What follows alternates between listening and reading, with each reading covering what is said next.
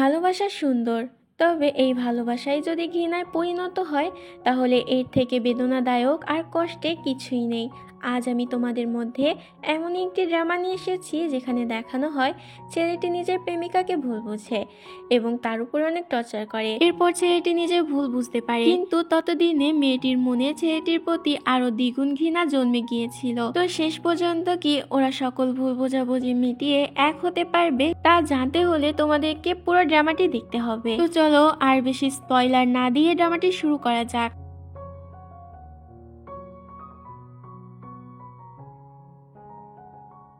ড্রামার শুরুতেই আমাদেরকে যুদ্ধবিধ্বস্ত অবস্থায় মার্শাল লিওকে দেখানো হয়, যার কাছে তার গার্ড এসে বলে, অন্ধ্র আমাদের সঙ্গে এটা কি করে করতে পারলো?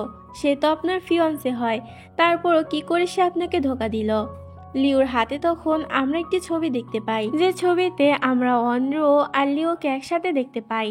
সিন এখানেই কাট হয়। পরের সিনে আমরা লিওকে একটি হসপিটালে দেখতে পাই, যেখানে ডাক্তার লিওকে বলে ওর চেহারা পুরোপুরি পাল্টানো লাগবে, অর্থাৎ ওকে প্লাস্টিক সার্জারি করাতে হবে। এরপর লিওর চেহারা সম্পূর্ণভাবে বদলে যাবে। এতে তখন লিও সম্মতি জানায়। এরপর আমাদেরকে বেশ কিছুদিন পরে সিন দেখানো হয়, যেখানে লিওর সার্জারি কমপ্লিট হয়ে গিয়েছিল। তবে এখন আমরা একে আর লিও বলে ডাকতে পারবো না, কারণ ও সম্পূর্ণ নতুন চেহারার সাথে নতুন একটি পরিচয় নিয়ে এখানে এসেছে। ওর নাম এখন থেকে মার্শাল মু। ওকে এখন থেকে আমরা মু বলেই রাখবো। ব্যাকগ্রাউন্ডে তখন আমাদেরকে জানানো হয় যে মার্শাল লিউ মারা গিয়েছে, এটা পুরো শহরে ছড়িয়ে পড়েছে, বেশ কিছুদিন হয়েও গিয়েছে। তবে মার্শাল লিউ যে ফিয়ন্সে ছিল অর্থাৎ ঝং অন্ধ্র, সে নাকি সেং ফ্যামিলির ছেলে সিহুয়ার সাথে নিজের বিয়ে ঠিকও করে নিয়েছে। এরপর সিন শিফট হয়, আমাদেরকে অন্ধ্রকে দেখানো হয় যে একটি ধনী লোকের সঙ্গে বসেছিল। যদিও অন্ধ্র এখানে নিজেদের ফ্যামিলি বিজনেস নিয়ে লোকটির সাথে কথা বলতে চাচ্ছিল, তবে লোকটি তো এখানে কাজের চেয়ে বেশি ঝন্ডুর উপরে ইন্টারেস্ট দেখাচ্ছিল। দূর থেকে কিছু মেয়েগুলো দেখে অনেক জ্বলতে থাকে। ওরা বলতে থাকে ওর ফিয়ন্সে মারা গিয়েছে, বেশি দিনও হয়নি। তার মধ্যেই দেখো নির্লজ্জের মতো অন্য একজনের সাথে বিয়ে ঠিকও করে নিল, আর এখন অন্য একটি পুরুষের সাথে এখানে সে ফ্লার্ট করছে। তখনই সেখানে মিস শিয়া নামে একটি মেয়ে চলে আসে আর জিজ্ঞাসা করে, তোমরা কি নিয়ে ডিসকাস করছো? এতে ওই মেয়ে দুটি বলে, আর কি নিয়েই, ওকে নিয়েই করছি। ওই মেয়ে দুটি তখন মিস শিয়াকে জিজ্ঞাসা করে, আপনার আর মার্শাল মুয়ের কি এনগেজমেন্ট ঠিক হয়ে গিয়েছে? এতে মিস শিয়া বলে, হ্যাঁ খুব তাড়াতাড়ি, কিন্তু আগে আমার ভাই বিয়ে করবে, তারপরে আমাদের বিয়ে হবে। এদিকে ওই লোকটি তখন অন্ধ্রকে ব্যাড টাচ করতে থাকে, যেটাতে অন্ধ্র অনেকটা অস্বস্তি ফিল করছিল। তখনই সেখানে মু চলে আসে। মু ওই লোকটির হাত ধরে নেয়। লোকটি তখন মুকে দেখে ভয় পেয়ে যায় আর সেখান থেকে পালিয়ে যায়। অন্ধ্র মুকে থ্যাংক ইউ জানাতেই যাবে, কিন্তু তার আগেই মু ওকে ধরে নেয় আর সেখান থেকে সবার সামনে দিয়ে নিয়ে যায়। তো ভিডিওতে এগোনোর আগে ছোট্ট একটি স্পন্সর রয়েছে, তোমরা চাইলে ওই স্পন্সরটি স্কিপ করে যেতে পারো। হ্যালো বন্ধুরা, আজ আমি মেলবেট নামে একটি অ্যাপ সম্পর্কে কথা বলতে চাই, যা সবচেয়ে বিশ্বস্ত বুকমেকার। জুভেন্টাস এবং লা লিগার এই অ্যাপটির স্পন্সর।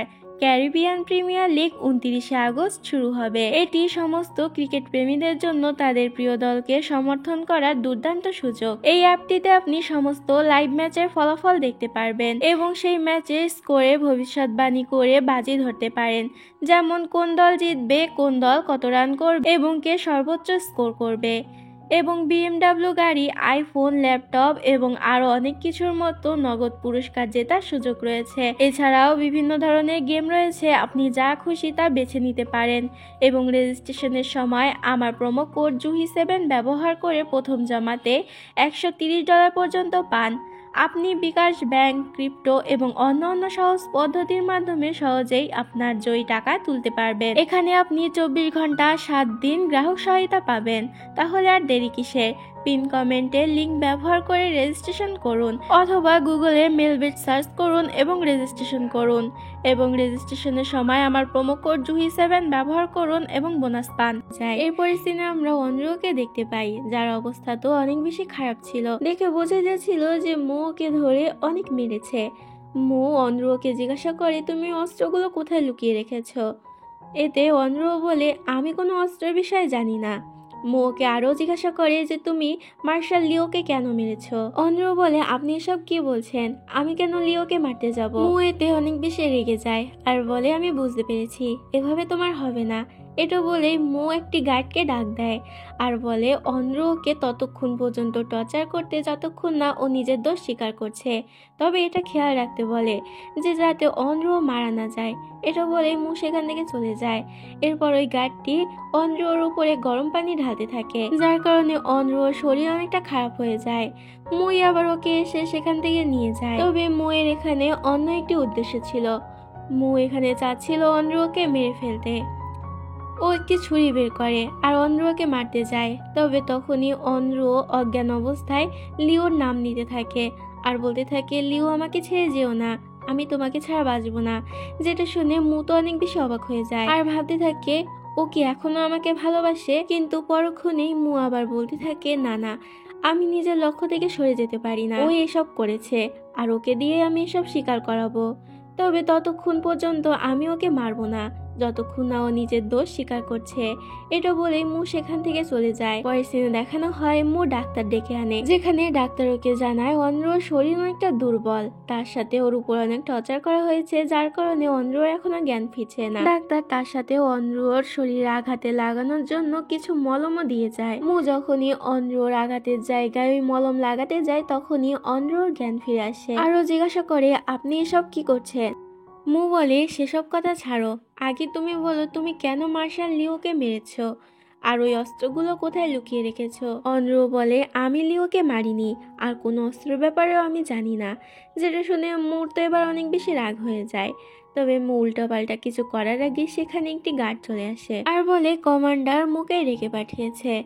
তবে মু সেখান থেকে যাওয়ার আগে অন্ধ্রকে বলে, আরও একবার ভেবে দেখো, যদি তুমি অস্ত্রের ব্যাপারে বলে দাও তাহলে আমি তোমার জীবন ভিক্ষা দিতে পারি। এরপর মু যখন সেখান থেকে চলে যায় অন্ধ্র মনে মনে ভাবতে থাকে ও চাইলেও সবাইকে সত্যিটা জানাতে পারবে না। সিন তখন ফ্ল্যাশব্যাকে চলে যায়, যেখানে আমাদেরকে শেং ফ্যামিলির বড় ছেলে শেং ফ্যাংকে দেখানো হয়। তার সাথে সেখানে অন্ধ্রও ছিল। অন্ধ্রও ফ্যাংকে বলে, আমি সবাইকে বলে দেবো যে তুমি লিওর বিরুদ্ধে ষড়যন্ত্র করেছো আর ওকে মারার প্ল্যান করেছো, যার কারণে লিও যুদ্ধে হেরে নিজের জীবন হারিয়েছে। ফ্যাং বলে, আচ্ছা ঠিক আছে, যাও সবাইকে বলে দাও। তবে যাওয়ার আগে তোমাকে এটাও বলে দিই যে লিওর মা এখন আমার কাছে আছে, চাইলেই আমি তাকে মেরে ফেলতে পারি। যদি তুমি তাকে বাঁচাতে চাও তাহলে নিজের মুখ বন্ধ রাখো, আর যদি ভুলেও কারো কাছে কিছু বলেছো তাহলে লিওর মাকে তুমি আর কোনোদিন দেখতেও পাবে না, তার আগে আমি তাকে শেষ করে দেবো। এখন বর্তমানে সব কিছু ভেবেই অন্ধ্র অনেক বেশি মন খারাপ হতে থাকে। ও এই কারণে সবাইকে কিছুই জানাতে পারছিল না, যার কারণে সবাই ভাবছিল যে অন্ধ্র লিওর সঙ্গে চিট করেছে। কিছুক্ষণ পরে সেখানে মু চলে আসে। মুকে এখানে আসতে দেখে অন্ধ্র বলে, আমাকে কিছু জিজ্ঞাসা করো না, আমি তোমাকে কিছুই বলতে পারবো না। মু এবার অনেক বেশি রেগে গিয়ে নিজের পিস্তল বের করে আর সেটা অন্ধ্রর দিকে তাক করে। অন্ধ্র তখন পিস্তলের দিকে নিজের মুখ ঘুরিয়ে নেয় আর বলে, হ্যাঁ আমাকে মেরে ফেলো, আমি মরে গেলে সব সমস্যার সমাধান হয়ে যাবে। মু তখন গুলি চালায়। গুলি শব্দে সেখানে একটি গার্ড সহ মিস শিয়াও চলে আসে। তবে আমরা দেখতে পাই মু তো ওই গুলিটি অন্ধ্রর দিকে নয় বরং দেয়ালের দিকে মেরেছিল। সেখান থেকে যাওয়ার আগে মু নিজের গার্ডকে বলে খুব শীঘ্রই ও অন্ধ্রকে বিয়ে করবে, তাই যেন গার্ড সবকিছুর আয়োজন করে। যেটা শুনে অন্ধ্র তো অনেক বেশি অবাক হয়ে যায়। মু সেখান থেকে যাওয়ার সময় মিস শিয়া ওকে আটকায় আর বলে, তুমি সব কি বলছো? কিন্তু আমি তো তোমাকে ভালোবাসি আর আমাদেরও তো বিয়ে ঠিক হয়েছে। মু এখানে মিস শিয়াকে কোনো আশা করতে নিষেধ করে আর বলে, আমি তোমাকে কোনোদিনও ভালোবাসিনি। এটা বলেই মু সেখান থেকে চলে যায়।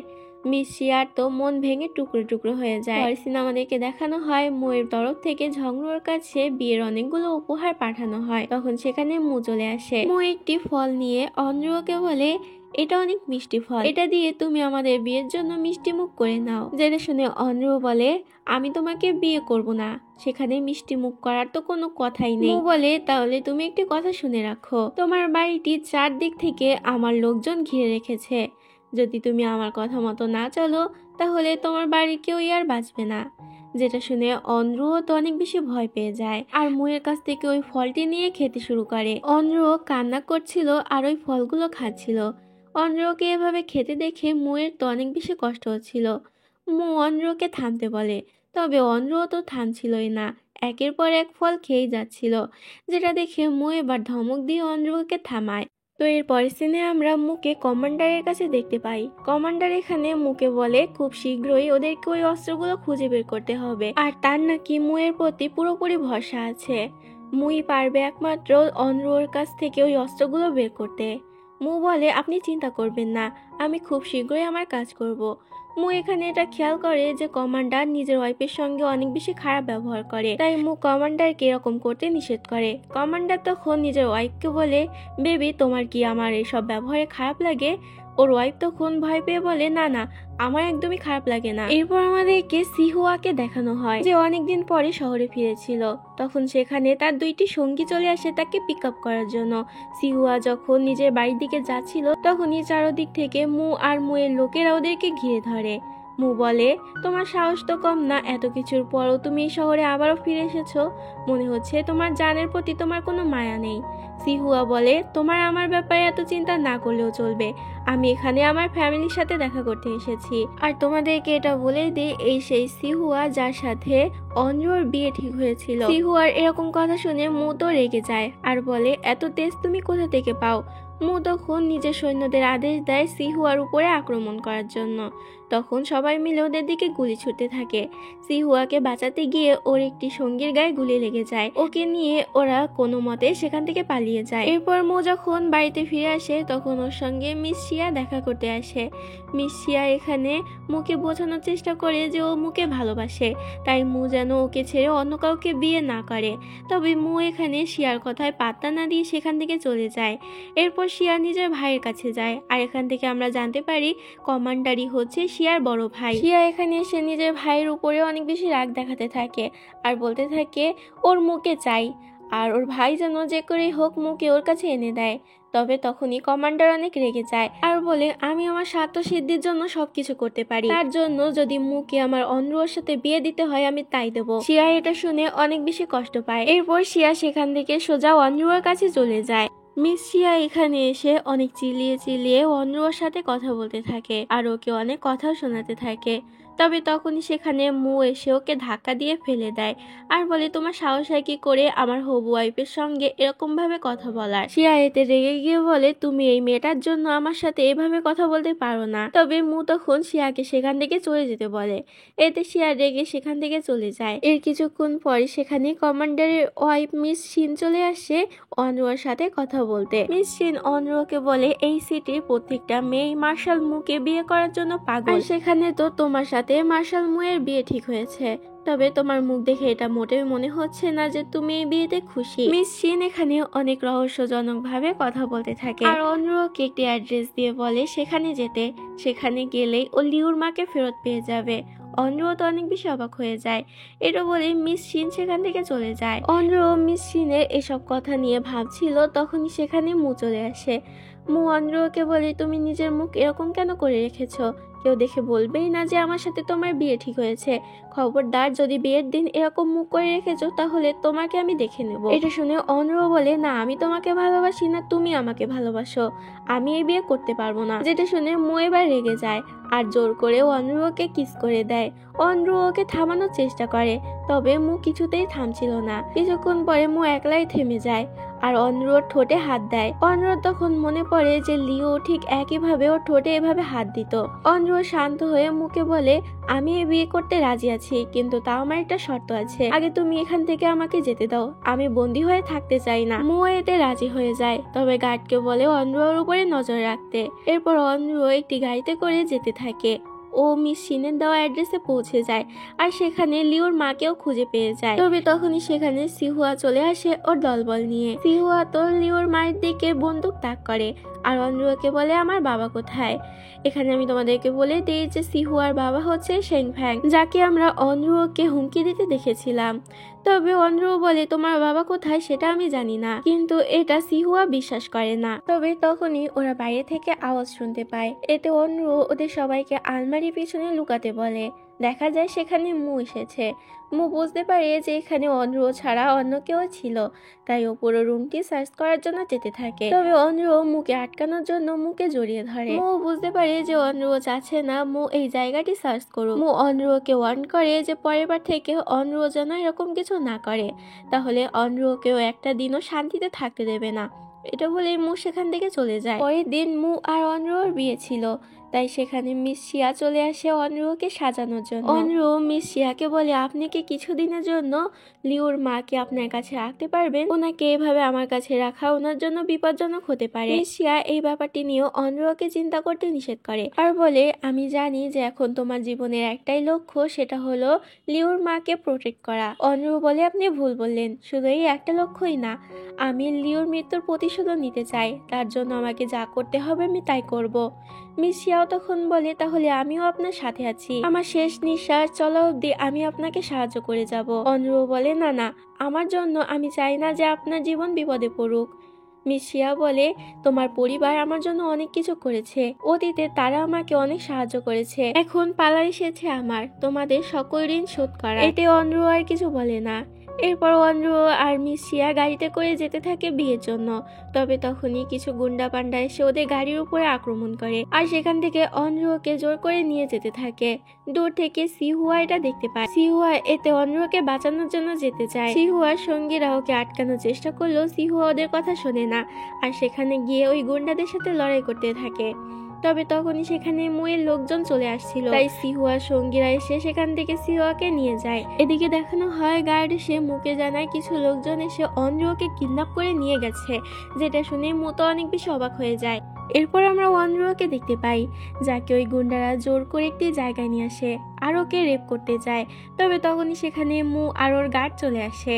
গার্ড আর মু মিলে ওদের সাথে লড়াই করে আর ওদেরকে হারিয়েও দেয়। এই যাত্রায় অনরু ওদের হাত থেকে বেঁচে যায়। এদিকে দেখানো হয় বিয়েতে আমন্ত্রিত সকল মেহমান চলে এসেছিল, সবাই অনেক খুশি ছিল, কিন্তু মিস শিয়া তো মনে মনে ভাবতে থাকে এতক্ষণে হয়তো ওর লোকেরা অনরুকে শেষ করে দিয়েছে, আর যদি ব্রাইডই না আসে তাহলে বিয়ে কি করে হবে। তবে তখনই ওকে অবাক করে দিয়ে সেখানে মু আর অনরু চলে আসে। এখানে মু আর অনরুর বিয়ে হয়ে যায়। পরের সিনে দেখানো হয় যে কমান্ডার অনেক রেগে শিয়ার কাছে আসে আর ওকে একটি চড় মেরে দেয়। কমান্ডার বলে, তুই কি পাগল হয়ে গিয়েছিস? কেন তুই নিজের লোক দিয়ে অনরুকে কিডন্যাপ করিয়েছিস? যদি ক্ষণক্ষরেও মু এটা টের পেয়ে যায় তাহলে তোর অবস্থা কি হবে? এটা কি একবারও ভেবে দেখেছিস? তখন আবার আমার কাছে এসে কান্নাকাটি করিস না, আমি কিন্তু তোকে মুয়ের হাত থেকে বাঁচাতে পারবো না। এটা শুনে শিয়া তো অনেক বেশি ভয় পেয়ে যায় আর কমান্ডারকে বলে, আমি তো তোমার বোন হই, তুমি আমাকে সাহায্য করো যাতে মু এ ব্যাপারে কিছু জানতে না পারে। তবে শিয়ার এসব কথায় কমান্ডার কোনো কান না দিয়ে সেখান থেকে চলে যায়। এসব কিছুর জন্য শিয়া অনেকটা আপসেট হয়ে যায় আর সব কিছুর জন্য অনরুকে দোষ দিতে থাকে। এদিকে ফার্স্ট নাইটে অনরুর তো মন অনেক বেশি খারাপ ছিল। মু জিজ্ঞাসা করে, তোমার কার জন্য মন খারাপ হচ্ছে, সিহুয়ার জন্য নাকি লিওর জন্য? অনরু বলে, আপনি কি আমাকে এভাবে হিউমিলিয়েট করার জন্য বিয়ে করেছেন? মু অনরুকে বলে, তুমি ভাবলে কি করে যে এত জঘন্য কাজ করার পরও আমি তোমাকে একটি হ্যাপি ম্যারিড লাইফ কাটাতে দেবো? তোমাকে কষ্ট দেওয়ার জন্যই আমি তোমাকে বিয়ে করেছি। মু অনরুর ঠোঁটে হাত দিয়ে বলে, আচ্ছা তুমি আমাকে একটি কথা বলো তো, যদি আমি কোনোদিন যুদ্ধে মরে যাই তাহলে তুমি কি অন্য একজনকে বিয়ে করে নিজের সারনেম আবারও চেঞ্জ করে নেবে? এটা শুনে অনরু অবাক হয়ে যায়, কারণ সেম একই কথা ওকে লিও বলেছিল। অনরু জিজ্ঞাসা করে, তুমি সত্যি করে বলো যে তুমি কে? তুমি লিও হতেই পারো না, তুমি নাটক করছো, কারণ তুমি আমার লিওর যোগ্য না। এটা শুনে মু বলে, নিজের ওই মুখ দিয়ে লিওর নাম নেওয়া বন্ধ করো, এই মুখ দিয়ে তুমি লিওর নাম নেওয়ার যোগ্যতা অনেক আগে হারিয়ে ফেলেছো। পরের দিন সকালবেলা অনরু ওঠে রেডি হচ্ছিল, তখনই ও ড্রেসিং টেবিলের উপরে একটি বাক্স রাখা দেখতে পায়। অনরু ওই বাক্সটি ছুঁতে গেলে মেড ওকে নিষেধ করে আর বলে যে মার্শাল মু নাকি এই বাক্সটি কাউকে ছুঁতে নিষেধ করেছে। এর কারণ জিজ্ঞাসা করলে মেড বলে, সেটা তো মার্শাল মু কাউকে বলেনি। এটা বলে মেড সেখান থেকে চলে যায়। মেড সেখান থেকে চলে যেতেই অনুরত নিজের চুলের কাঁটা দিয়ে ওই বাক্সের তালাটি খুলে ফেলে আর তার ভিতরে একটি সবুজ কালারের হেয়ার ব্যান্ড দেখতে পায়। এটা দেখে অনরু অনেক বেশি অবাক হয়ে যায়, কারণ এটা তো ও লিউকে অনেক আগে দিয়েছিল। এটা নিয়ে অনরু ভাবতে থাকে যে লিউকে দেওয়া জিনিস মুয়ের কাছে কি করে আসলো। কিছুক্ষণ পরে রুমে মু চলে আসে আর ওই বাক্সটি দেখতে পায়, তবে তার তালা ভাঙা ছিল। মু দেখতে পায় যে ওই হেয়ার ব্যান্ডটা ঠিকঠাকই আছে। মু এতে বুঝতে পারে হয়তো এটা অনরুই করেছে। মু মনে মনে ভাবে এবার থেকে অনরুর উপরে আরো কড়া করে নজর রাখতে হবে। এরপর সিনে দেখানো হয় ও অনরুকে নিয়ে কমান্ডারের সাথে দেখা করতে যায়। তখনই সেখানে শিয়া চলে আসে। শিয়া সেখানে এসে অন্ধ্রর সাথে আবারও টিটকিরি মেরে কথা বলতে থাকে, যেটা দেখে অন্ধ্র এবার সোজা ওর গালে একটি থাপ্পড় দিয়ে দেয়। এতে শিয়াও অনেক রেগে গিয়ে অন্ধ্রকে থাপ্পড় মারতে যায়, তবে কমান্ডার ঠিক সময় মতো শিয়াকে আটকে নেয় আর শিয়ার হয়ে অন্ধ্রর কাছে ক্ষমা চায়। নিজের ভাইয়ের মুখে এমন কথা শুনে মিস শিয়া রেগে সেখান থেকে চলে যায়। শিয়া সেখান থেকে চলে গেলে মো অন্ধ্রকে বলে, তুমি তো এখানে মিস শিনের সঙ্গে দেখা করতে এসেছো, তাহলে তার সাথে দেখা করে আসো, আমার কমান্ডারের সাথে কিছু কথা আছে। এতে অন্ধ্র সেখান থেকে চলে যায়। মু তখন কমান্ডারের সাথে কথা বলতে থাকে।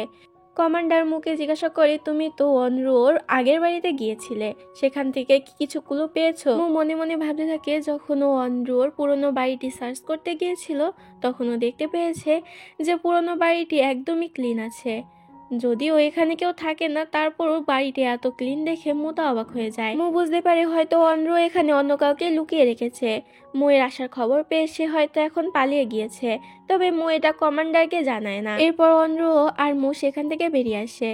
মু অন্ধ্রকে জিজ্ঞাসা করে, তুমি কেন শিয়াকে ওভাবে থাপ্পড় মারলে সবার সামনে?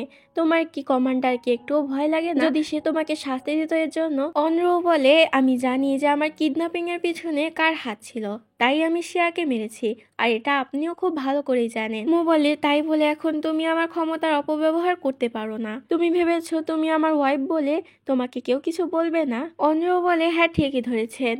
মিস শিয়া যখন এত বড় অপরাধ করার পরও বেঁচে গিয়েছে, তাহলে আমি এইটুকু অপরাধ করে কেন বাঁচবো না? মু তখন অন্ধ্রকে বলে, তুমি আমাকে একটা কথা বলো তো, তুমি কি জেলাস হচ্ছ? অন্ধ্র বলে, এরকম স্বপ্ন দেখা বন্ধ করো, আমি কেন তোমার জন্য জেলাস হতে যাব? এটা বলে অন্ধ্র সেখান থেকে চলে যায়। পরের দিন আমরা অন্ধ্রকে মার্কেটে যেতে দেখি, কিন্তু তখনই সিহুয়া অন্ধ্রকে একটি জায়গায় টেনে নিয়ে আসে আর ওকে জিজ্ঞাসা করে, আমার বাবা কোথায়?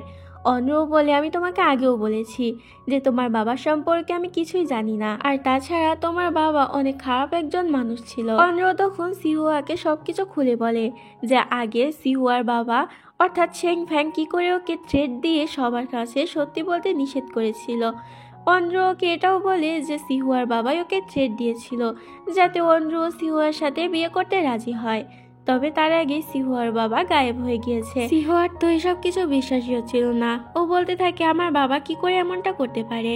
অন্ধ্র বলে, হ্যাঁ তোমার বাবা এসব করেছে। দূর থেকে ওদের দুজনকে একসাথে মিস শিয়া দেখে ফেলে, যদিও মিস শিয়া এখানে সিহুয়ার মুখ দেখতে পায় না। এরপর মিস শিয়া সোজা মুয়ের কাছে যায় আর ওকে বলে দেয় আজ মার্কেটে অন্ধ্রকে অন্য একজন ছেলের সাথে দেখেছে। মু এটা শুনে অনেক বেশি রেগে যায় আর তাড়াতাড়ি অন্ধ্রর কাছে চলে যায়। মু সেখানে এসে অন্ধ্রকে জিজ্ঞাসা করে, তুমি সিহুয়ার সাথে দেখা করতে গিয়েছিলে তাই না? কিন্তু কেন গিয়েছিলে? অন্ধ্র বলে, সেটা আমি আপনাকে কেন বলবো, আর আপনার এত কেন যায় আসছে? আপনি তো আমাকে ভালোবাসেন না, বরং শুধু ওই অস্ত্রগুলো পাওয়ার জন্য আমাকে বিয়ে করেছেন।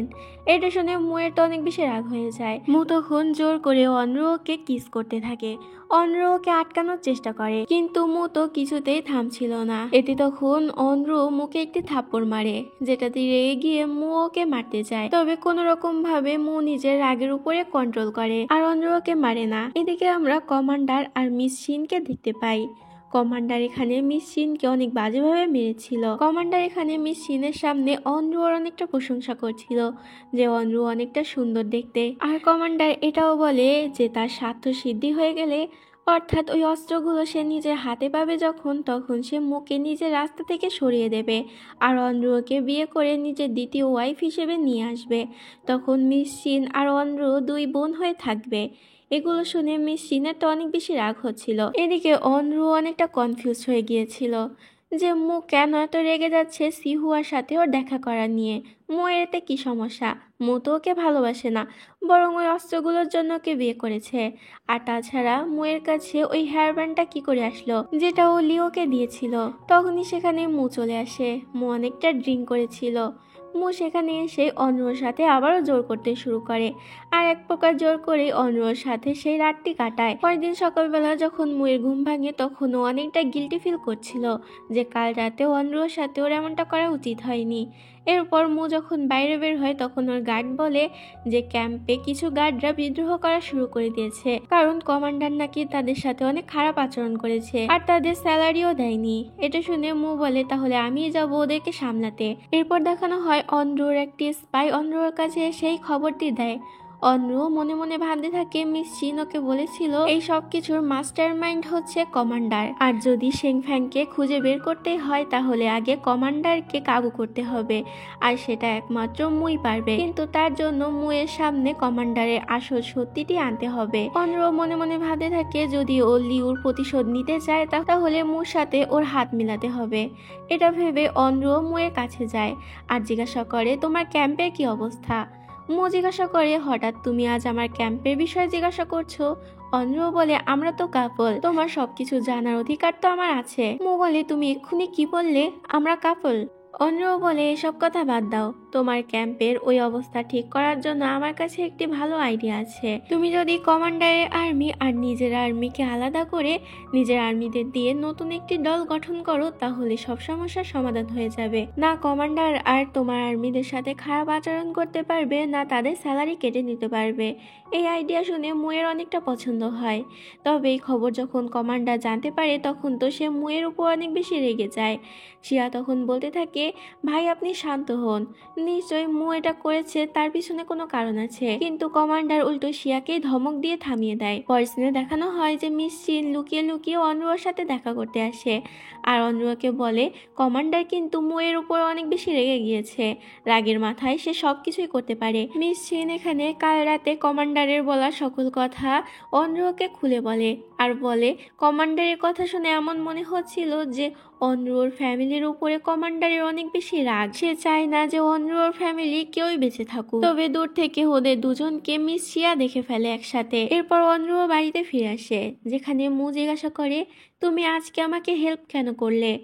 এর পিছনে তো নিশ্চয়ই কোনো কারণ আছে। অন্ধ্র বলে হ্যাঁ অবশ্যই একটি কারণ আছে, তার বদলে আমারও তোমার একটি হেল্প চাই। মু বলে তাহলে বলেই ফেলো তোমার কি হেল্প চাই। অন্ধ্র বলে তুমি কি শেংফ্যাং নামে কাউকে চেনো? আমার ওই লোকটির সঙ্গে অনেক জরুরি দরকার আছে, তাকে আমি কিছু প্রশ্ন করতে চাই। ও তখন বলে বুঝেছি, শেংফ্যাং তো সিহুয়ার বাবা, তাহলে সিহুয়া এবার তোমাকে দিয়ে নিজের বাবার খোঁজ করাচ্ছে। অন্ধ্র এতে রেগে যায় আর বলে সবকিছুর মধ্যে সিহুয়াকে টানা বন্ধ করো। আমি তোমাকে আগেও বলেছি যে সিহুয়া আর আমার মধ্যে কিছুই নেই। তোমার যদি আমাকে হেল্প করতে না ইচ্ছা করে তাহলে আমি চলে যাচ্ছি। এটা বলে অন্ধ্র চলে যেতে যায়, কিন্তু তখনই মুকে আটকে নেয় আর ওকে কিস করে বলে তুমি শুধু আমার আর আমারই থাকবে, আমি তোমাকে অন্য কারোর হতে দেবো না। পরের সিনে আমরা মুকে একটি সিক্রেট রুমে যেতে দেখি যেখানে মু অনেকদিন ধরে শেংফ্যাংকে আটকে রেখেছিল। মু এখানে এসে শেংফ্যাংকে জিজ্ঞাসা করে অন্ধ্র তোমাকে কেন খুঁজছে? তোমার আর অন্ধ্রর মধ্যে এমন কি কথা থাকতে পারে সেটা আমাকে বলো। কোথাও আবার যে অস্ত্রগুলো আমি খুঁজছি সেই অস্ত্রগুলো তোমার কাছে নেই তো? শেংফ্যাং বলে তুমি ভাবলে কি করে যে ওই অস্ত্রগুলো আমার কাছে আছে? যদি ওগুলো আমার কাছে থাকতো তাহলে আজ আমার অবস্থা এরকম হতো না। আর তাছাড়া তুমি ওই অন্ধ্রর ফাঁদে পা দিও না, কারণ সে নিজের প্রেমিক লিওকেও ধোকা দিয়েছে, তোমাকেও কোনোদিন ধোকা দিয়ে দেবে। এটা শুনে মু তো রেগে যায় আর রেগে গিয়ে শেংফ্যাং এর বুকে একটি খামচি মারে। তবে তো শেংফ্যাং হাসতে থাকে। মু বুঝতে পারে এভাবে শেংফ্যাং এর মুখ থেকে কথা বের করা যাবে না, তাই মু শেংফ্যাংকে বলে তুমি কি জানো তোমার ছেলে বিদেশ থেকে 1 মাস আগে ফিরে এসেছে আর ও এখন এই সিটিতেই আছে। এটা শুনে শেংফ্যাং তো অনেক ঘাবড়ে যায় আর বলে তুমি এটা দিয়ে কি বলতে চাচ্ছ? মু বলে আমি এটাই বলতে চাচ্ছি যদি তুমি সত্যি কথা না বলো তাহলে আমি তোমার ছেলেকে মেরে ফেলতে পারি। শেংফ্যাং তখন ভয়ে সবকিছু বলতে রাজি হয়ে যায়। মু জিজ্ঞাসা করে তাহলে এবার বলেই ফেলো যে তোমার আর অন্ধ্রর মধ্যে কি আছে। শেংফ্যাং বলে অন্ধ্র মনে করে যে ওর পরিবারের মৃত্যু আর লিওর মৃত্যুর পিছনে আমার হাত আছে। যদিও আমি সেদিন লোক পাঠিয়েছিলাম ওদেরকে মারার জন্য, তবে আমার লোক সেখানে পৌঁছানোর আগে অন্য কেউ এসে সেখানে ওদেরকে মেরে ফেলেছিল, এতে আমার কোনো রকম দোষ ছিল না। এটা শুনে মু তো অনেক বেশি কনফিউজ হয়ে যায়, কারণ ও তো জানতো যে লিওকে অন্ধ্র ষড়যন্ত্র করে মারার চেষ্টা করেছিল। এদিকে দেখানো হয় মিস শিয়া কমান্ডারকে এসে বলে দেয় যে আজ অন্ধ্র আর মিস চিনকেও একসাথে দেখেছে, নিশ্চয়ই ওরা দুজন একসাথে মিলে আছে। কমান্ডার বলে এটা নিয়ে তোমাকে চিন্তা করতে হবে না, আমার কাছে একটি প্ল্যান আছে। শিয়া কমান্ডারকে অনুরোধ করে যেন কমান্ডার মুয়ের কোনো ক্ষতি না করে। ও বলে এসব কিছুতে মুয়ের কোনো দোষ নেই, যা করেছে অন্ধ্র আর শিন একসাথে মিলে করেছে। কমান্ডার বলে তুমি কি এখনো মুকে বিয়ে করতে চাও? শিয়া বলে ভাই আপনি তো জানেনই আমি মুকে কতটা ভালোবাসি। এতে কমান্ডার বলে ঠিক আছে, মুয়ের সাথে তোমার বিয়ের ব্যবস্থা আমি করব। এরপর রাতের বেলা কমান্ডার মিস শিনের কাছে যায় আর ওকে জিজ্ঞাসা করে তুমি আমাকে কতটা ভালোবাসো। মিসিন বলে আপনিই তো আমার সব, আপনার সাথে বিয়ে হওয়ার পরই তো আমি এত নাম যশ খ্যাতি পেয়েছি। তবে তখনই কমান্ডার একটি ছুরি বের করে মিসিনের গলা কেটে দেয় আর বলে কি ভেবেছো তুমি আমার সাথে বিশ্বাসঘাতকতা করবে আর আমি এটা জানতে পারবো না? এটাই তোমার শেষ পরিণাম। মিসিন সেখানেই মারা যায়। পরের দিন মু চলে আসে কমান্ডারের সাথে দেখা করতে। কমান্ডার তখন মুকে বলে তুমি তোমার লক্ষ্য থেকে সরে যাচ্ছ দিন দিন। কোথাও আবার তুমি অঞ্জুকে ভালো তো বেসে ফেলছো না? তুমি কি ভুলে গেছো আমাদের উদ্দেশ্যের কথা? মু বলে আপনি ভুল বুঝছেন, আমি আমার উদ্দেশ্যের কথা ভুলিনি, বরং আমার উদ্দেশ্য হাসিল হওয়ার সাথে সাথে আমি অঞ্জুকে ডিভোর্স দিয়ে দেবো আর ওকে আমার জীবন থেকে সরিয়ে দেবো। কমান্ডার বলে এটা তো ভালো কথা, তুমি তো জানোই যে শিয়া তোমাকে অনেক বেশি ভালোবাসে, তাহলে আপাততর জন্য তুমি শিয়াকে নিজের কনকিউবাইন হিসেবে গ্রহণ করে নাও, বাকিটা না হয় পরে দেখা যাবে। মুয়েতে বলে এসব আপনি কি বলছেন, এটা কিছুতেই সম্ভব না। কমান্ডার বলে বুঝেছি, তুমি অন্যর জন্য আপসেট হয়ে গিয়েছো, কারণ অন্য এতে কষ্ট পাবে। মু বলে আপনি যেরকমটা ভাবছেন এরকম কিছুই না। কমান্ডার বলে তাহলে তো ভালোই, খুব তাড়াতাড়ি আমি শিয়ার সঙ্গে তোমার বিয়ে ঠিক করব, তারপরে আমরা একটা ফ্যামিলি হয়ে যাব। মু এতে কিছু বলতে পারে না। এরপর মু বাড়িতে ফিরে আসে আর অন্ধ্রকে বলে আমি তোমাকে শেংফ্যাং এর সাথে দেখা করাবো। অন্ধ্র এটা শুনে অনেক খুশি হয়ে যায় আর ওকে ধন্যবাদ জানায়। অন্ধ্র যখনই সেখান থেকে চলে যেতে যাবে মু ওকে ধরে ফেলে আর বলে কমান্ডার চায় যে ও যেন শিয়াকে বিয়ে করে। অন্ধ্র জিজ্ঞাসা করে তুমি কি এতে রাজি হয়ে গিয়েছো? মু বলে এছাড়া আমার হাতে আর কোনো উপায় ছিল না। অন্ধ্র বলে তাহলে এতে যখন আপনারই কিছু করার নেই তাহলে আমি আর কি করতে পারি? এটা বলে অন্ধ্র সেখান থেকে চলে যায়। কমান্ডার তো পরের দিনই শিয়া আর মুয়ের বিয়ের দিন ঠিক করেছিল। শিয়া এখানে অনেক সুন্দর করে বিয়ের জন্য সাজে। এদিকে অন্ধ্রর মেয়ের অন্ধ্রর কাছে এসে বলে যে আজ শিয়া আর মুয়ের বিয়ে, তাই মু অন্ধ্রকে অর্ডার করেছে যাতে নতুন বউকে স্বাগত জানানোর জন্য অন্ধ্র সবকিছু তৈরি রাখে। এটা শুনে অন্ধ্রর একটু খারাপ লাগে। এরপর শিয়া আর মুয়ের বিয়ে হয়ে যায়। অনেক মেহমান এসেছিল সেখানে। শিয়া যখন গরম চা নিয়ে নিজের ভাইকে দিতে যায় তখন ও ইচ্ছা করে এটা অন্ধ্রর গায়ে ফেলতে চায়, তবে অন্ধ্র ঠিক সময় মতো ওই চাটা ওর গায়ে উল্টো ফেলে দেয়। এটা দেখে শিয়া অনেক বেশি রেগে যায় আর অন্ধ্রকে কথা শোনাতে থাকে। মুও তখন অন্ধ্রকে বলে যে আজকে আমাদের বিয়ে আর তুমি এটা কি করলে? তুমি নিজের রাগের উপরে কন্ট্রোল করো, আমি বুঝতে পারছি যে তুমি অনেক জ্বলছো। অন্ধ্র বলে কিন্তু আমি তো কিছুই করিনি, যা করা তো ওই করতে চেয়েছে। অন্ধ্র আর কিছু বলতে পারবে তার আগে মুকে ধমক দিয়ে চুপ করিয়ে দেয়। এরপর শিয়া আর মু নিজেদের রুমে চলে যায়, যেখানে শিয়া তো মুকে সিডিউস করার চেষ্টা করছিল, কিন্তু হঠাৎ করে শিয়া তো অজ্ঞান হয়ে যায়। আসলে মু ইচ্ছা করে ও ড্রিঙ্কে ঘুমের ওষুধ মিশিয়ে দিয়েছিল। মু সেখান থেকে সোজা অন্ধ্রর কাছে চলে আসে, তবে অন্ধ্র তোর উপরে অনেক বেশি রেগেছিল। এটা দেখে মু তখন জোর করে অন্ধ্রকে নিজের কোলে বসায়। অন্ধ্র তারপর ওর কাছে থাকতে চাচ্ছিল না। এটা দেখে মু তখন জোর করে অন্ধ্রকে কিস করে দেয়, তবে তখনই সেখানে শিয়া চলে আসে। শিয়া এটা দেখে অনেক বেশি রেগে যায় আর মুকে ডাক দেয় আসে। শিয়া রেগে ওদের দুজনকে জিজ্ঞাসা করে তোমরা এখন কি করছো এখানে? এতে ওরা অবাক হয়ে শিয়ার দিকে তাকিয়ে থাকে। অন্ধ্র তখন সেখান থেকে চলে যায়। এতে পিছন পিছন মো অন্ধ্রর সাথে চলে যায়, যেটা দেখে মিস শিয়া অনেক বেশি রেগে যায় আর অন্ধ্রকে বলে তোমাকে আমি কিছুতেই শান্তিতে থাকতে দেবো না, তুমি আমার কাছ থেকে মুখে কেড়ে নেওয়ার চেষ্টা করছো। পরের দিন সকালবেলা মিস শিয়া অন্ধ্রর কাছে চলে যায়। অন্ধ্র জিজ্ঞাসা করে তুমি এখানে কি করছো? এতে মিস শিয়া বলে আমি তোমার জন্য একটি গিফট নিয়ে এসেছি। মিস শিয়ার মেয়ের তখন অন্ধ্রকে ওই গিফটটি দেয়, যার ভিতরে অন্ধ্র একটি কাটা হাত দেখতে পায়। ওই হাতে একটি আংটি পরানো ছিল। আংটিটি দেখে অন্ধ্র চিনে ফেলে যে এটা মিস শিনের হাত। এতে অন্ধ্র বুঝতে পারে যে মিস শিন আর বেঁচে নেই। এটা ভেবে অন্ধ্র তো কান্না করতে থাকে। মিস শিয়া বলে তাহলে তুমি চিনেই ফেলেছো এটা কার হাত, আর এটাও শুনে নাও যে তোমার প্রাণপ্রিয় বান্ধবী অর্থাৎ মিস শিনকে আমার ভাই মেরে ফেলেছে। যদি তুমি বেশি বাড়াবাড়ি করো তাহলে তোমার অবস্থাও ঠিক এরকম হবে। অন্ধ্র তো কান্না করছিল, তখনই সেখানে মু চলে আসে। মু অন্ধ্রকে এভাবে কান্না করতে দেখে শিয়াকে জিজ্ঞাসা করে তুমি ওর সাথে কি করেছো? শিয়া বলে আমি তো এখানে শুধু ওকে একটি গিফট দিতে এসেছিলাম। মু বলে তুমি এক্ষুনি এখান থেকে চলে যাও। এতে শিয়া সেখান থেকে চলে যায়। তখনই হঠাৎ করে অন্ধ্রর তো বমি আসতে থাকে। এতে মু ওর জন্য ডাক্তার ডেকে আনে। ডাক্তার মুকে জানায় যে অন্ধ্র প্রেগনেন্ট। রুমের ভিতরে এটা অন্ধ্রও শুনতে পায়। মু এতে খুশি হয় ঠিকই, কিন্তু অন্ধ্রর জন্য একটু খারাপ লাগতে থাকে। এরপর অন্ধ্র সোজা শেংফ্যাং এর কাছে চলে যায় আর ওকে জিজ্ঞাসা করে যদি তুমি আর কিছু জেনে থাকো তাহলে আমাকে ভালোই ভালোই বলে দাও।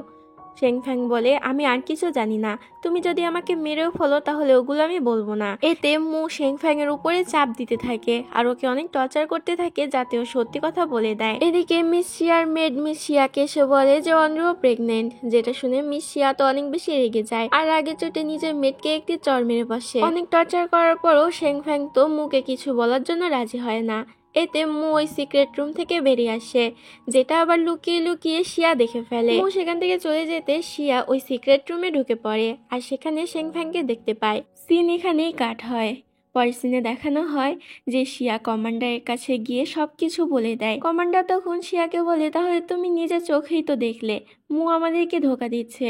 যদিও আমাদেরকে ধোকাই নাই দিত তাহলে শেংফ্যাং এর ব্যাপারে আমাকে সবকিছু আগে থেকেই জানিয়ে রাখতো। আর বিয়ের এতদিনে হয়তো তুমি বুঝে গিয়েছো যে মু তোমাকে একদমই ভালোবাসে না। শিয়াও তখন মনে মনে ভাবতে থাকে, ভাই যা বলেছে তা তো ঠিকই বলেছে। এদিকে দেখানো হয় অন্যর সাথে সিহুয়া দেখা করতে আসে। তখনই সেখানে মু চলে আসে। মুকে দেখে সিহুয়া ওর দিকে বন্দুক তাক করে। এতে মু তখন সিহুয়ার দিকে বন্দুক তাক করে, কিন্তু তখনই সেখানে সিহুয়ার দুইজন সঙ্গী এসে মুয়ের দিকে বন্দুক তাক করে, যেটা দেখে অন্ধ্র তো মনে মনে ভয় পেয়ে যায়। অন্ধ্র মনে মনে ভাবে এখনই যদি ও মুকে না আটকায় তাহলে সিহুয়া হয়তো মুয়ের কোনো ক্ষতি করে দিতে পারে। তাই মুকে আটকানোর জন্য অন্ধ্র তখন ওর গুলির সামনে দাঁড়ায়। এটা দেখে মু অবাক হয়ে যায়। অন্ধ্র বলে, তোমার তো আমার মৃত্যুতে কোনো যায় আসে না। এটা বলে অন্ধ্র বন্দুকটি নিয়ে নিজের পেটের দিকে ধরে আর বলে, কিন্তু ও তো তোমার সন্তান, ওর জন্য নিশ্চয়ই তোমার যায় আসবে। হয় তুমি সিহুয়াদেরকে এখান থেকে যেতে দাও, না হলে ওকে মেরে ফেলো। মু তো এটা দেখে পুরো হতভম্ব হয়ে যায় আর বলে, তুমি শেষ পর্যন্ত সিহুয়াকে বাঁচানোর জন্য আমাদের বাচ্চার ব্যাপারেও পরোয়া করছো না। মু কষ্ট পেয়ে সেখান থেকে চলে যায় আর নিজের রুমে যে এই ব্যাপারগুলো নিয়ে ভাবতে থাকে। কিছুক্ষণ পর সেখানে অন্ধ্রও চলে আসে, কিন্তু অন্ধ্র সেখানে আসতেই মু তো সমস্ত রাগ ওর উপরে ঝাড়তে থাকে আর ওকে ধাক্কা দিয়ে ফেলে দেয়। তখনই সেখানে শিয়া চলে আসে। শিয়া অন্ধ্রকে বলে, তুমি সিহুয়ার প্রতি এত কেন দরদ দেখাও? কোথাও আবার এই সন্তান সিহুয়ার নয় তো? মূলত এই কথাটা শিয়া মুকে উস্কানোর জন্য বলছিল, যাতে মু আরো অন্ধ্রর সাথে খারাপ ব্যবহার করে। তবে তখনই মু খেয়াল করে যে অন্ধ্রর অনেকটা ব্লিডিং হচ্ছে। এটা দেখে মু তো অনেক বেশি ভয় পেয়ে যায় আর তাড়াতাড়ি ডাক্তার ডেকে আনে। ডাক্তার মুকে বলে যে বাচ্চাটা একটুর জন্য বেঁচে গিয়েছে, তবে অন্ধ্রর দিকে এবার থেকে ভালো করে খেয়াল রাখতে হবে। মু তো অনেক বেশি গিল্টি ফিল করছিল। অন্ধ্রর সাথে ওর এমনটা করা একদমই উচিত হয়নি। ও অন্ধ্রর কাছে গিয়ে ক্ষমা চায়, কিন্তু অন্ধ্র মুকে সেখান থেকে বের হয়ে যেতে বলে। এতে মু কথা না বাড়িয়ে সেখান থেকে বের হয়ে যায়।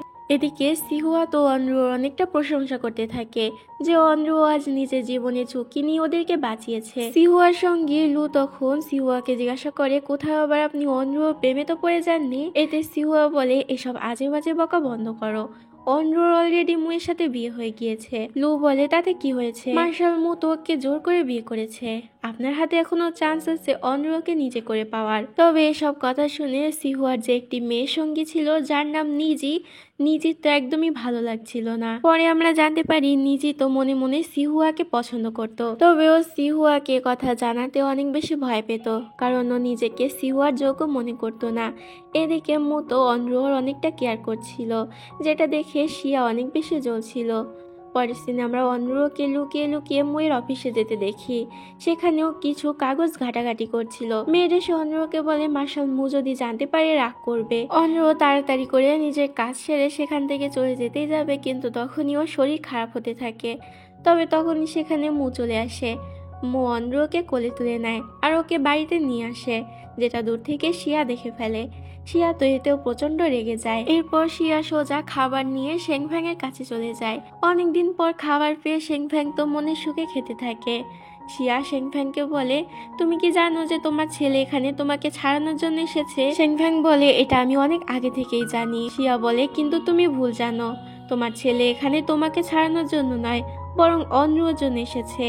এমনকি অন্ধ্রও তো এখন প্রেগনেন্ট আর ওর বাচ্চার বাবা হচ্ছে সিহুয়া। তুমি এখানে নরকে জীবনযাপন করছো, কোথায় তোমার ছেলে তোমাকে বাঁচাবে তা না করে একটি মেয়ের পিছনে পড়ে রয়েছে। তাহলে বুঝতেই পারছো অন্ধ্র তোমার ছেলের উপরে কি জাদু করেছে। এটা বলে শিয়া শেংফ্যাং এর পাশে একটি চাবি রেখে সেখান থেকে চলে যায়। শেংফ্যাং তখন বলতে থাকে, অন্ধ্র আমি কিছুতেই আমার ছেলেকে তোমার ফাঁদে পা দিতে দেব না। এটা বলে শেংফ্যাং তখন ওই চাবিটি ধরার চেষ্টা করতে থাকে। এদিকে আমরা অন্ধ্রকে বাগানে ঘুরতে দেখি। তখনই সেখানে শেংফ্যাং চলে আসে। অর্থাৎ শেংফ্যাং নিজেকে সেখান থেকে ছাড়িয়ে নিয়েছিল। শেংফ্যাং অনরুকে দেখা মাত্রই ওর উপরে আক্রমণ করে আর অনরুর গলা টিপে ধরে। শেংফ্যাং অনরুর গলায় এতটা প্রেসার ক্রিয়েট করেছিল যার কারণে অনরুর তো ব্লিডিং হতে শুরু করে। তখনই সেখানে মু চলে আসে। এটা দেখে মু তাড়াতাড়ি শেংফ্যাং এর দিকে গুলি চালায়। এতে সেখানে শেংফ্যাং এর মৃত্যু হয়ে যায়। মু তাড়াতাড়ি অনরুকে কোলে করে নিয়ে সেখান থেকে চলে যায়। ডাক্তার মুকে বলে যে অনরুর মিসক্যারেজ হয়ে গিয়েছে আর অনরুও কোনো সময় মাও হতে পারবে না। যেটা শুনে মুয়ের তো অনেক বেশি খারাপ লাগে। অনরু এটা শুনতে পায়। মু মনে মনে ভাবে যদি অনরু এখানে থাকে ভবিষ্যতে হয়তো অনরুর কোনো বিপদ হতে পারে। আজ শেংফ্যাং ওকে মারার চেষ্টা করেছে, কাল হয়তো অন্য কেউ করবে। এরপর কিছুক্ষণ কেটে যায়। তারপরে আমাদেরকে দেখানো হয় মু অনেকটা ড্রিঙ্ক করে সেখানে চলে আসে আর অনরুকে বলি তুমি এখনো এখানে কি করছো? বাচ্চাটা তো নষ্ট হয়ে গিয়েছে। এতদিন আমি ওই বাচ্চার জন্যই তোমাকে এখানে রেখেছিলাম। এখন বাচ্চাটা মরে গিয়েছে, তাই তোমার এখানে থাকার আর কোনো দরকার নেই। মু তো অনরুকে কষ্ট দেওয়ার জন্য আরো অনেক কথা বলতে থাকে আর ওকে এখান থেকে বের হয়ে যেতে বলে। এগুলো শুনে অনরু তো অনেক বেশি কষ্ট পায় আর সেখান থেকে চলে যায়। অনরু সেখান থেকে চলে যাওয়ার পর মু তো অনেক বেশি কষ্ট পাচ্ছিল আর মনে মনে অনরুর কাছে ক্ষমা চাচ্ছিল। মু বলে এছাড়া আমার কাছে আর কোনো উপায় ছিল না। এদিকে আমরা সিহুয়াকে দেখতে পাই যে জানতে পারে ওর বাবাকে মু মেরে ফেলেছে। এতে সিহুয়া তো মুয়ের উপরে অনেক বেশি রেগে যায়। কিন্তু তখনই সেখানে সিহুয়ার কাছে অনরুও চলে আসে। অনরু সেখানে আসলে সিহুয়া ওকে জিজ্ঞাসা করে আমার বাবা কি করে মারা গেল? নিশ্চয়ই আমার বাবাকে মু ষড়যন্ত্র করে মেরে ফেলেছে। এতে অনরু তখন সবকিছু খুলে বলে যে মু কেন ওর বাবাকে মেরে ফেলেছে। তারপরও সিহুয়া বলে যেহেতু মু আমার বাবাকে মেরে ফেলেছে সেহেতু প্রতিশোধ তো আমি নেবই। মু আমার শত্রু। সিহুয়া অনরুকে বলে তুমি পারলে আমাকে ক্ষমা করে দিও, আমি খুব তাড়াতাড়ি মুকে মেরে ফেলবো, ওর উপর প্রতিশোধ নেব। এতে অনরু বলে তুমি যা ইচ্ছা তাই করো, আমার কাছে ক্ষমা চাওয়ার দরকার নেই। এমনিতেও আমি মুকে আর ভালোবাসি না, ওর মতো মানুষকে কি করে একজন ভালোবাসতে পারে। পরের দিনে আমরা সিহুয়াকে মার্কেটে যেতে দেখি যেখানে সবার সামনে শেংফ্যাং এর লাশ ঝুলিয়ে রাখা হয়েছিল। নিজের বাবার এমন অবস্থা দেখে সিহুয়ার তো অনেক বেশি রাগ হয় মুয়ের উপর। তখনও একটি বোমা বিস্ফোরণ করে যার কারণে চারদিকে ধোয়া ধোয়া হয়ে যায়। এই সুযোগে সিহুয়া ওর বাবাকে নিয়ে সেখান থেকে চলে যেতে থাকে, কিন্তু তার আগে সেখানে মু চলে আসে। মু এখানে সিহুয়াকে মারতেই যাবে কিন্তু তার আগে সেখানে ঝংলেই নামে একজন লোক এসে মুয়ের পেটে ছুরি ঢুকিয়ে দেয়। ঝংলেইকে এখানে দেখে মু তো অনেক বেশি অবাক হয়ে যায়। আর তোমরা হয়তো একে চিনতে পারবে না, আমি তাই জন্য তোমাদেরকে মনে করিয়ে দিই ড্রামার প্রথম দৃশ্যে আমাদেরকে যে গার্ডকে দেখানো হয়েছিল যে লিউর কাছে গিয়েছিল সেই হচ্ছে ঝংলেই। সুযোগ পেয়ে সিহুয়া সেখান থেকে পালিয়ে যায়। এরপর মু বাড়িতে ফিরে আসে আর ঝংলেইয়ের ব্যাপারে ভাবতে থাকে। মু নিজের গাইডকে আদেশ দেয় যাতে ঝংলেইকে খুব তাড়াতাড়ি খুঁজে বের করা হয়। এরপর আমরা ঝংলেইকে লিউর কবরের কাছে যেতে দেখি, যেখানে গিয়েও কান্না করতে থাকে আর বলতে থাকে আপনি কেন আমাকে ছেড়ে চলে গেলেন? অনরুও আপনার মাকে বাঁচানোর জন্য অনেক বেশি কষ্ট করছে, যার কারণে মু ওর সঙ্গে অনেক খারাপ করেছে, অনরুকে অনেক টর্চার করেছে। ঝংলেই এখানে এটাও বলে যে আপনি তো জানতেন অনরু আপনাকে ধোঁকা দিয়েছে, কিন্তু আসলে সেটা সত্যি ছিল না, বরং অনরু আপনার মাকে বাঁচানোর জন্য এসব করেছিল। পাশে দাঁড়িয়ে এতক্ষণ ধরে মু এসব কথা শুনছিল। এসব কথা শুনে মু তো হতভম্ব হয়ে যায় আর ঝংলেইকে জিজ্ঞাসা করে আপনি এসব কি বলছেন?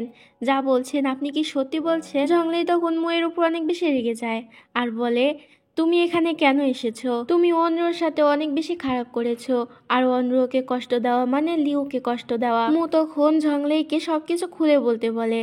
ও বলে যে আমি তো অনরুর সাথে এরকম করেছি লিউর প্রতিশোধ নেওয়ার জন্য, কারণ আমি জানতাম লিউর মৃত্যুর পিছনে অনরুর হাত আছে।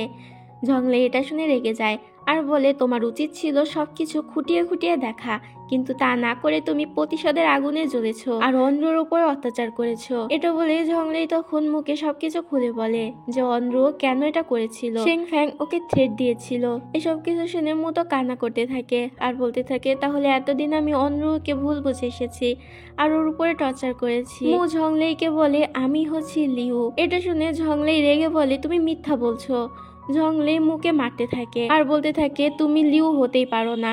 এটা বলতে বলতে ঝংলে কান্না করতে থাকে। পরের সিনে দেখানো হয় ঝংলে অনরোর সাথে দেখা করতে আসে।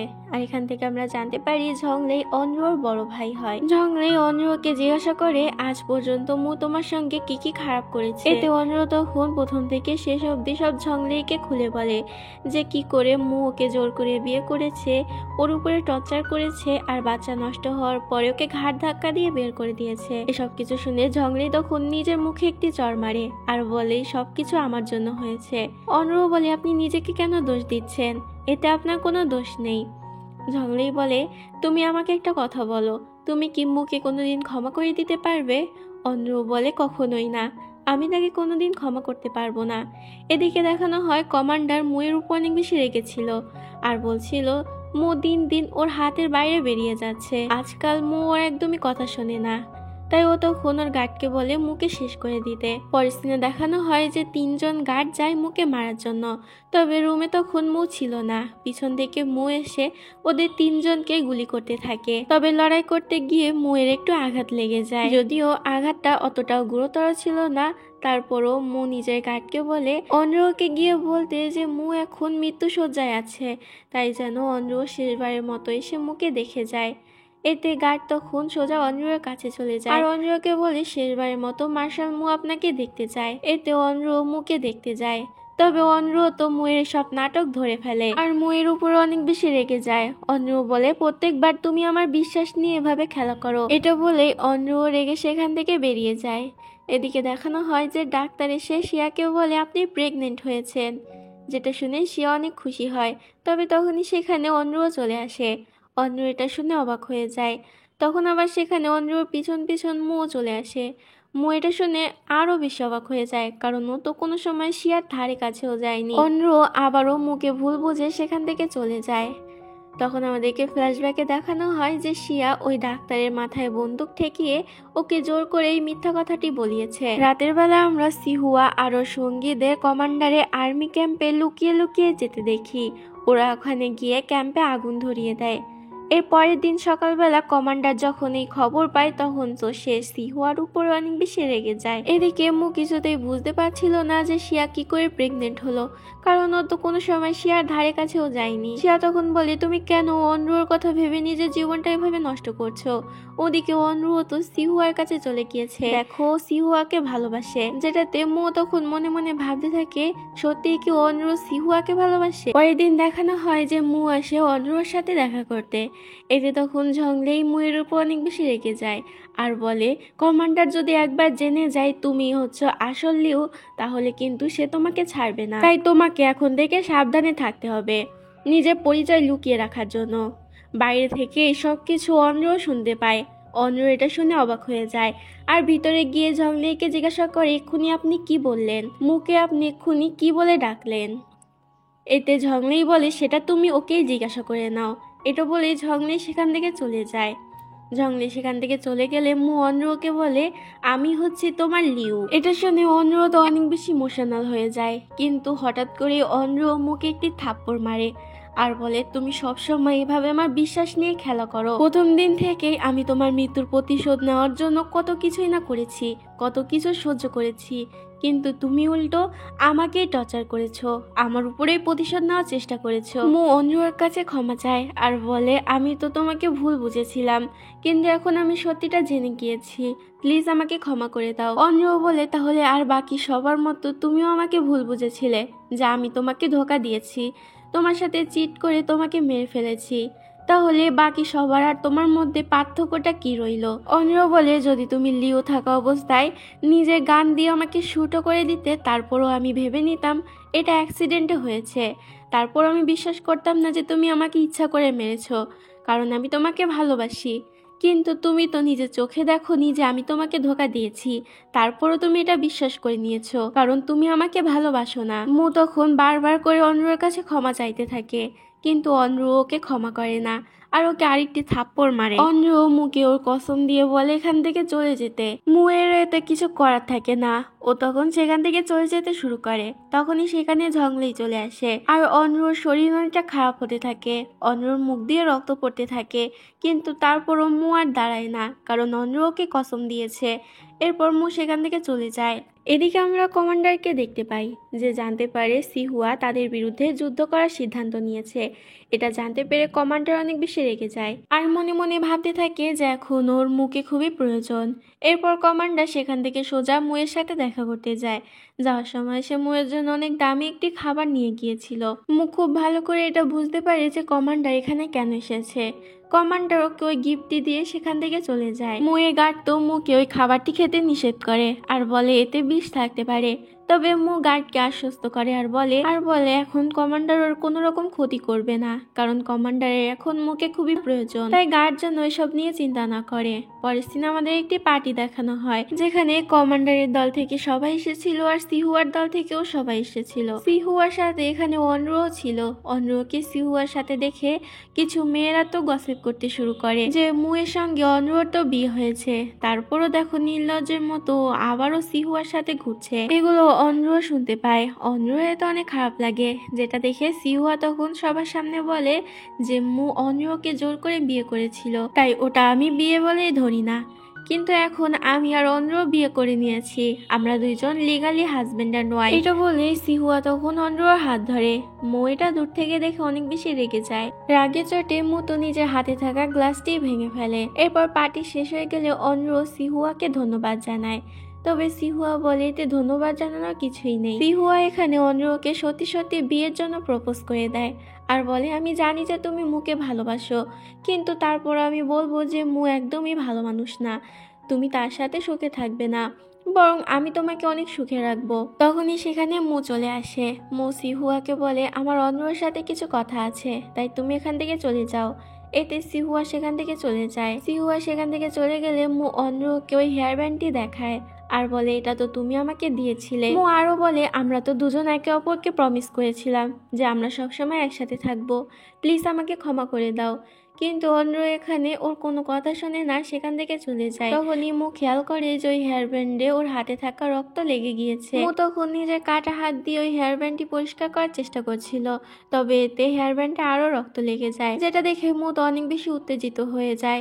তবে ওর গার্ড এসে সেখানে ওকে সামলে নেয়। মু এরপর বাড়ি ফিরে আসে আর ওর গার্ডকে বলে সিহুয়ার আর্মি ক্যাম্পে আক্রমণ করতে আর সবকিছু পুড়িয়ে দিতে। মুয়ের কথা অনুযায়ী ওর গার্ড কিছু লোকজন নিয়ে ওখানে আগুন ধরাতে চলে যায়। তবে সিহুয়ার লোকজন তো আগেই টের পেয়ে যায়, এতে ওরা ওদের উপরে উল্টো আক্রমণ করে। এতে মুয়ের গার্ড তো গুরুতরভাবে আহত হয়। ও পুরো শরীরে ব্যান্ডেজ করে মুয়ের কাছে গিয়ে পৌঁছায়। মু সবকিছু শোনার পরে আরো বেশি রেগে যায় আর বলে অন্ধ্রর যে ফ্যামিলি বিজনেসটা আছে ওটা পুরোপুরি শেষ করে দিতে। তোমাদেরকে বলে দিই যে অন্ধ্রর ফ্যামিলি মারা যাওয়ার পর অন্ধ্রর কাছে ওর ফ্যামিলি বিজনেসই ছিল শেষ সম্বল। মুয়ের কথা মতো অন্ধ্রর ওই বিজনেসটি বন্ধ করে দেওয়া হয়। পরের সিনে দেখানো হয় যে মু বসে বসে ড্রিঙ্ক করছিল। এদিকে শিয়া তো মিথ্যা মিথ্যা প্রেগনেন্ট হওয়ার নাটক করছিল। ও যখন রুমে আসে তখন নিজের পেট থেকে ফেক বেলিটা সরিয়ে নেয়, যেটা মু দেখে ফেলে। মু এটা দেখে বুঝতে পারে যে শিয়া এতদিন ধরে নাটক করছিল, তাই ও তো শিয়ার উপর অনেক বেশি রেগে যায়। শিয়া মুয়ের পা ধরে ক্ষমা চায়, কিন্তু মু ওকে ক্ষমা করে না আর সেখান থেকে চলে যায়। কিন্তু কিছুক্ষণ পরই আবার শিয়া মুয়ের কাছে চলে আসে আর বলে আমি মানছি আমি ভুল করেছি, কিন্তু তুমি অন্ধ্রর কথা ভুলে যাও, কারণ সে তো তোমাকে নয় বরং সিহুয়াকে ভালোবাসে। আর তুমি তো সেটা বুঝতেই পারছো, কারণ কারণ অন্ধ্র তো এখন সিহুয়ার কাছেই আছে। কিন্তু মু তখন অনেক বেশি রেগে যায় আর শিয়াকে বলে তোমার কারণেই আমার আর অন্ধ্রর বাচ্চাটা নষ্ট হয়ে গিয়েছে, তাই বাঁচতে চাইলে এরকম বড় বড় কথা বলা বন্ধ করো। মুশিয়াকে বলে তুমি এক্ষুনি এখান থেকে বেরিয়ে যাও, না হলে আমি তোমাকে মেরে ফেলবো। এতে শিয়া কষ্ট পেয়ে সেখান থেকে চলে যেতে শুরু করে। তবে যাওয়ার আগে ও মুকে বলে আমি নিজেকে অনেক বেশি ঘৃণা করি, কারণ আমি তোমাকে ভালোবেসেছি। এরপর শিয়া সেখান থেকে চলে যায়। মু তখন সেখানে বসে কান্না করতে থাকে। এদিকে দেখানো হয় যে অন্ধ্র যখন মার্কেটে যায় তখনই সেখান থেকে কিছু লোক এসে ওকে কিডন্যাপ করে নেয়। ওকে আর অন্য কেউ নয় বরং কমান্ডারই কিডন্যাপ করিয়েছিল। কমান্ডার এখানে একে একে অনরুর কাছে সব সত্যি কথা বলতে থাকে, যে অনরুর ফ্যামিলি এমনকি লিওকেও সে নিজের হাতে মেরেছে শুধুমাত্র ক্ষমতা পাওয়ার জন্য। আর মুকে সে তো নিজের হাতের পুতুল বানিয়ে রেখেছে, কিন্তু যখন থেকে অনরু এসেছে তখন থেকে মু আস্তে আস্তে ওর হাতের বাইরে চলে যাচ্ছে। এটা বললেই কমান্ডার অনরুর গলা টিপে ধরে। বাইরে ততক্ষণে সিহুয়া আর মু নিজেদের আর্মি নিয়ে চলে এসেছিল অনরুকে বাঁচাতে। তবে তখনই কমান্ডার অনরুর মাথায় বন্দুক ঠেকিয়ে সেখানে নিয়ে আসে আর অনরুকে মেরে ফেলার হুমকি দিতে থাকে। এতে মু আর সিহুয়া তো কমান্ডারকে কিছু করতে পারছিল না। এই সুযোগে কমান্ডার সিহুয়ার দিকে গুলি চালায়, তবে সিহুয়াকে বাঁচাতে গিয়ে লু সামনে চলে আসে, যার কারণে গুলিতে ওরই মৃত্যু হয়ে যায়। এতে তখন সিহুয়া অনেক বেশি রেগে যায়। সিহুয়া এবং মুয়ের আর্মি মিলে কমান্ডারের আর্মির উপরে আক্রমণ করে। মুহূর্তের মধ্যে কমান্ডারের আর্মিদের ওরা শেষ করে দেয়। এতে কমান্ডার একটি জায়গায় লুকিয়ে পড়ে নিজের সেফটির জন্য। তবে তখনই সেখানে শিয়া চলে আসে। শিয়া মুকে বলে, আমি তো তোমার ওয়াইফ, অন্তত এই কারণে আমার ভাইকে আজকের মতো ছেড়ে দাও। আমি কথা দিচ্ছি আমার ভাই আর কখনো এরকম ভুল করবে না। তবে তখনই কমান্ডার বেরিয়ে এসে শিয়াকে বলে, মু তোমাকে ভালোবাসে না, তারপরও তুমি কেন মুয়ের কাছ থেকে সাহায্য চাচ্ছ? ওকে মেরে ফেলো। শিয়া তখন মনে মনে ভাবতে থাকে, ভাই যা বলেছে তা তো একদম ঠিকই বলেছে। ও মনে মনে ভাবতে থাকে যে ও কিভাবে মুকে ভালোবেসেছে, কিন্তু মু সবসময় ওকে ইগনোর করেছে আর কষ্ট দিয়েছে। এসব কিছু ভেবেই শিয়া বাইরে বেরিয়ে আসে আর ওদের উপরে গুলি করতে থাকে, যেটা দেখে আর্মিরাও তখন গুলি করতে থাকে। কমান্ডার তখন শিয়াকে নিয়ে সেখান থেকে কোনো রকম পালানোর চেষ্টা করে, তবে তার আগেই মু গুলি করে কমান্ডারকে সেখানেই মেরে ফেলে, যেটা দেখে শিয়া অনেক বেশি রেগে যায়। শিয়া তখন পাশে থাকা বন্দুকটি নিয়ে অনরোর দিকে গুলি করতে যায়, তবে অনরোকে বাঁচাতে গিয়ে মু সামনে চলে আসে আর গুলিটি মুয়ের গায়ে লাগে, যেটা দেখে অনরো তো অনেক বেশি ভয় পেয়ে যায়। অনরো বলতে থাকে, তুমি এমনটা কেন করলে? মু বলে, হয়তো আমার হাতে আর বেশি সময় নেই। মু শেষবারের মতো অনরোর কাছে ক্ষমা চায় আর বলে, আমি ভুল করেছি, প্লিজ আমাকে ক্ষমা করে দিও। এটা বলে মু সেখানে মারা যায়, যেটা দেখে অনরো তো কান্না করতে থাকে আর বলতে থাকে, আমি তোমাকে ক্ষমা করে দিয়েছি, প্লিজ আমার কাছে ফিরে এসো। কিন্তু সিন এখানেই কাট হয়। পরের সিনে আমরা অনরোকে মুয়ের বাড়িতে আসতে দেখি, যেখানে ও নিজেদের পুরনো স্মৃতিগুলো মনে করছিল। অনরো এই বাড়িটি খুব ভালো করে ঘুরে ঘুরে দেখতে থাকে, কারণ এই বাড়িটি আনাচে কানাচে ওর সাথে মুয়ের অনেক স্মৃতি জড়িয়ে আছে। তখন আমরা সেখানে মুকে দেখতে পাই। আস্তে আস্তে মু সেখানে হাওয়ায় মিলিয়ে যায়। এরপর অনরু বাইরে বেরিয়ে আসে, যেখানে সিহুয়াও ছিল। ওদের কথা থেকে আমরা জানতে পারি অনরু আর এই শহরে থাকবে না, ওই শহর থেকে অনেক দূরে চলে যাবে। এরপর অনরু আর ঝংলে একটি ট্রেনে করে শহর থেকে চলে যাচ্ছিল। তখনই ওরা ট্রেনের বাইরে থেকে কিছু শোরগোল শুনতে পায়। এতে ওরা বাইরে এসে দেখতে পায় একটি পাগল মেয়ে দোকান থেকে খাবার চুরি করে খাচ্ছিল, যার কারণে সবাই ওর উপর অনেক বেশি রেগেছিল। ওই পাগল মেয়েটি অন্য কেউ নয় বরং শিয়া ছিল। শিয়ার এই অবস্থা দেখে অনরু অনেকটা খারাপ লাগে। এর পরের সিনে আমরা অনরুকে দেখতে পাই যে এখন থেকে একজন টিচারের কাজ নিয়েছিল। ওর স্টুডেন্টদের বোঝাচ্ছিল যে পড়াশোনা কেন ওদের জীবনের জন্য গুরুত্বপূর্ণ। তখনই একজন স্টুডেন্ট উঠে ওর কাছে একটি প্রশ্ন জিজ্ঞাসা করে। ওই স্টুডেন্টটি হুবহু মুয়ের মতো দেখতে ছিল। ছেলেটিকে দেখে অনরু অনেক বেশি অবাক হয়ে যায় আর এখানেই ড্রামাটি শেষ হয়ে যায়। ড্রামাটির এন্ডিংটা আমার একদমই ভালো লাগেনি, কারণ ড্রামার এন্ডিংটা চাইলে আর একটু ভালো করে দেওয়া যেত। তো যাই হোক, আমি একটা জিনিস খেয়াল করে দেখেছি যে এই ড্রামাগুলোর এন্ডিং প্রায় সেমই হয়। তোমরা তো মেড রিভেঞ্জ, ব্রাইড রিভেঞ্জ এই ড্রামাগুলো দেখেই থাকবে, ওই ড্রামার এন্ডিং গুলো প্রায় এরকমই হয়েছিল। তো আজ এখানে বিদায় নিচ্ছি, দেখা হবে অন্য কোনো ড্রামা নিয়ে। ততক্ষণ আমার চ্যানেলের সাথে থেকো।